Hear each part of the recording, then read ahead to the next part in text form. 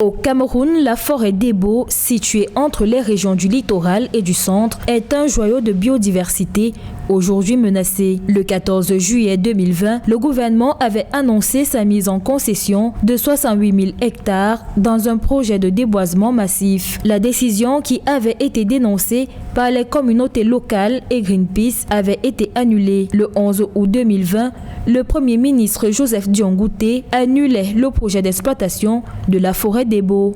La décision du gouvernement camerounais qui suspend le projet d'exploitation de la forêt d'Ebo est bonne. C'est juste une première étape. Nous devons réfléchir à un statut spécial et durable de cette région pour préserver sa biodiversité tout en contribuant à l'économie locale et nationale. Étendue sur une superficie d'environ 150 000 hectares, cette zone abrite une population isolée de gorilles, de chimpanzés, d'éléphants de forêt et de perroquets gris. On y retrouve de nombreuses autres espèces inscrites sur la liste rouge de l'Union internationale pour la conservation de la nature et même 12 essences d'arbres inconnues à la science. Cette forêt dispose d'une capacité de capture de 35 millions de tonnes de carbone.